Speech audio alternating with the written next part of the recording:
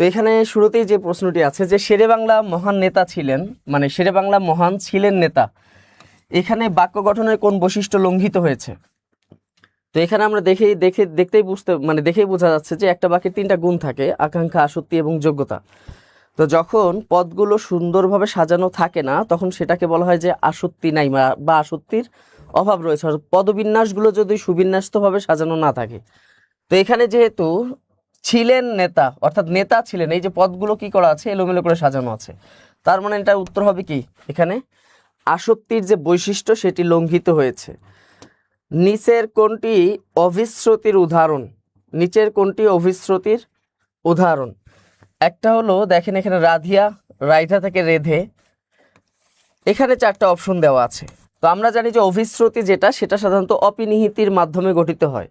অপিনিহিতি হওয়ার পরে সেটাকে যখন আরও কোনো বিশেষ প্রক্রিয়ায় যখন পরিবর্তন করা হয় সেটার নামই হচ্ছে অভিশ্রুতি। তো অভিশ্রুতির ক্ষেত্রে মনে রাখতে হবে যদি কখনো ইয়া থাকে, এই যে দেখেন আ আছে তার আগে ই আছে, ইয়া, যদি কখনো ইয়া থাকে তাহলে ইয়াটা পরিবর্তন হয়ে একার হয়ে যায়, ঠিক আছে? তো এখানে একটা বিষয় দেখেন, রাধিয়া থেকে রাইধা বা রাইধা যেটাকে বলা হয়, এটা হয়েছে অপিনিহিতি। এই অপিনিহিতি থেকে যখন আবারও কি করা হয়, এটাকে একদম চলিত রূপে নিয়ে আসা হয়, সেটাই হচ্ছে মূলত অভিশ্রুতি। তো এখানে দেখেন রাধিয়া, ইয়ার পরিবর্তে এখানে কি হয়েছে, শেষে একার হয়েছে। এই ইয়াটা উঠে গেল, উঠে যাওয়ার পর শেষ বর্ণে একার হয়েছে। আর এখানে চন্দ্রবিন্দু দেওয়া হয়েছে, বিশেষ প্রক্রিয়ার মাধ্যমে চন্দ্রবিন্দু দিয়ে এই শব্দটিকে বিশেষভাবে গঠন করা হয়েছে। তো এখানে সঠিক উত্তর হলো কি, এ। এরপর যদি আমরা দেখি নিচের কোন শব্দে, নিচের কোন ধ্বনিটি উষ্ম ধ্বনি হলেও শীষ ধ্বনি নয়?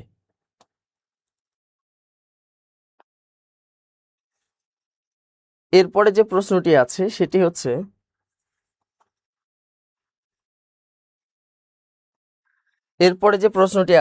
হচ্ছে যে নিচের কোন ধ্বনিটি উষ্ম ধ্বনি হলেও শীষ ধ্বনি নয়? তো আমরা তো একটা বিষয় জানি যে উষ্ম ধ্বনি বলতে আমরা চারটা ধ্বনিকে বুঝি: তালব্য স, দন্ত স এবং মূর্ধন্য স, আর একটি হচ্ছে হ। তো এর ভিতরে এই তিনটা শকে শীষ ধ্বনি বলা হলেও হটা কিন্তু কি নয়, শীষ ধ্বনি নয়। তাহলে এখানে সঠিক উত্তর কি হবে, সি নাম্বার যে অপশনটি আছে, 23 নাম্বার। এরপর যদি আমরা দেখি পরবর্তী যে প্রশ্ন আছে সেই প্রশ্নগুলো একটু আমরা দেখব। পদার্থক দ্বিরুক্তির উদাহরণ কোনটি? পদার্থক দ্বিরুক্ত শব্দ কাকে বলা হয়? পদার্থক দ্বিরুক্তি বলতে যেটা বোঝায় যে সাধারণত মানে বিভক্তিযুক্ত শব্দ যদি পরপর দুইবার আসে তাহলে সেটাকেই বলা হয় পদার্থক দ্বিরুক্তি। তো এখানে দেখা যায় কর কর, মিউ মিউ, ঝমঝম, এগুলো তো হচ্ছে যে আসলে পদার্থক দ্বিরুক্তি না, কারণ এগুলো হচ্ছে অনুকার অব্যয়, এগুলো বিভিন্ন ধরনের প্রাকৃতিক আওয়াজ বা রূপক আওয়াজ বোঝায়।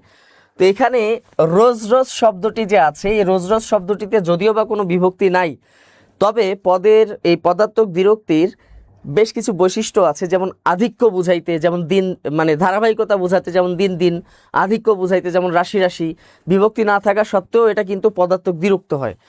ঠিক তেমনি এই রোজ রোজ এখানে বিভক্তি না থাকলেও এখানে জোর যেহেতু দেওয়া হয়েছে, জোর দেওয়ার জন্য এই রোজ রোজটা কি হবে, পদার্থক দ্বিরুক্তি হবে, জোর দেওয়া অর্থে।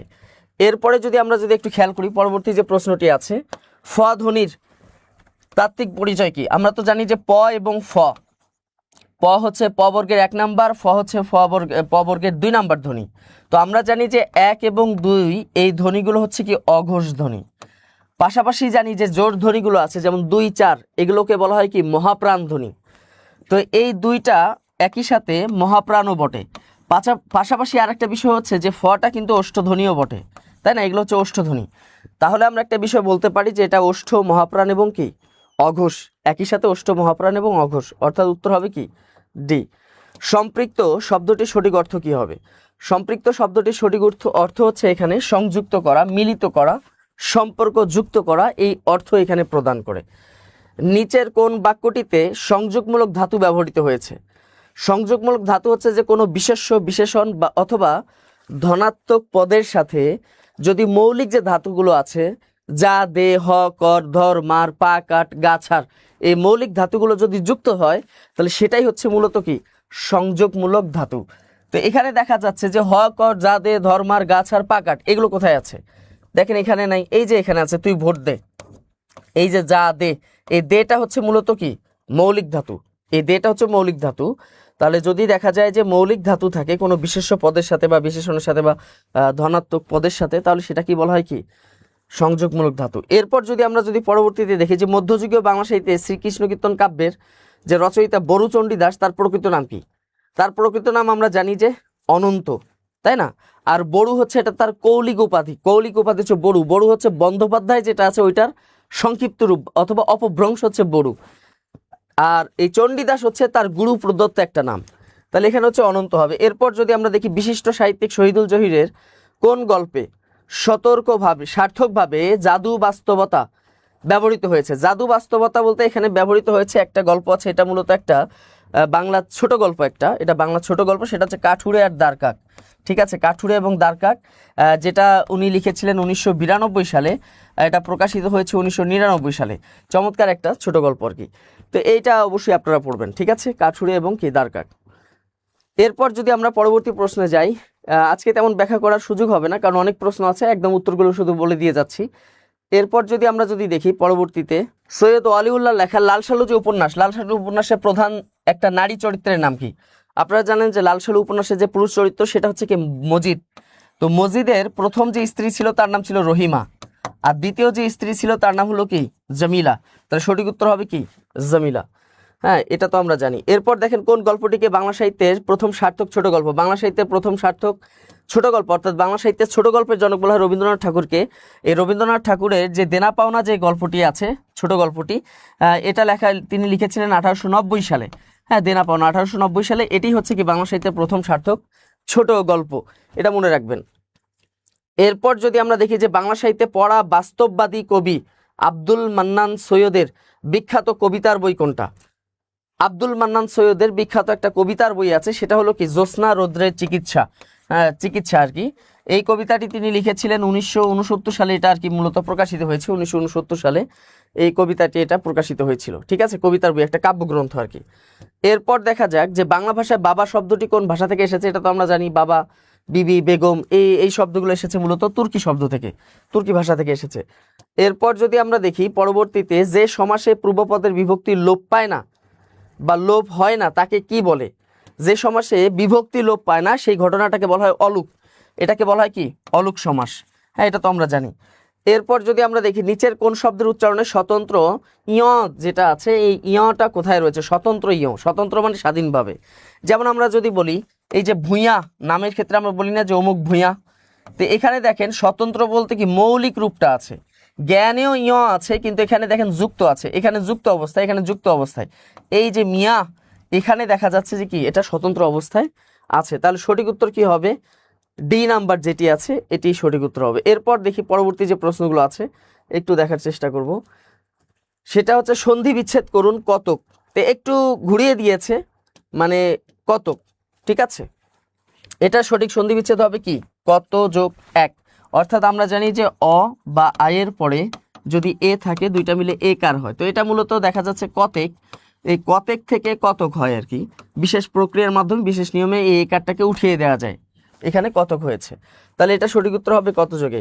সামান্য একটু দুধ দাও বাক্যটিকে একটু পদটি হচ্ছে একটু একটু, এই পদটা কি? তো আমরা জানি যে সামান্য একটু এই দুটাই বিশেষণ পদ, তবে এখানে একটু ডিপলি প্রশ্নটা করেছে। হ্যাঁ, বিশেষণ আমরা বলতে পারি, কিন্তু এখানে একটু দ্বারা একটা পরিমাণ বুঝিয়েছে, দুধের পরিমাণ, তো সেক্ষেত্রে এটা অবশ্যই কি হবে পরিমাণবাচক বিশেষণ হবে। এরপর যদি আমরা দেখি এক এককের 3 ভাগের 1 ভাগকে কি বলা হয়, তাই না? এই যে এটা 1 একক এর 3 ভাগের এই 1 ভাগকে কি বলা হয় সেটা হচ্ছে আমরা বলে দিই, সেটা হচ্ছে তেহাই, সেটাকে কি বলে? তেহাই বলে। এরপর যদি আমরা দেখি পরবর্তী প্রশ্ন, পরবর্তীতে দেখি নিচের কোন বাক্যটি শুদ্ধ? হ্যাঁ, এখানে শুদ্ধ বাক্য কোনটি? এখানে খেয়াল করে দেখেন, আমার কথা প্রমাণ হয়েছে, এটা হবে না, প্রমাণ হবে না, এটা প্রমাণিত হবে। লজ্জাস্কর ব্যাপার, এটা লজ্জাস্কর ব্যাপার হবে না, এটা হচ্ছে আমরা বলতে পারি লজ্জাকর ব্যাপার হতে পারে। উপরুক্ত কখনো হয় না, এটা হচ্ছে আপনি বলতে পারেন উপরিউক্ত অথবা বলতে পারেন উপরযুক্ত, উপরিউক্ত অথবা উপরযুক্ত।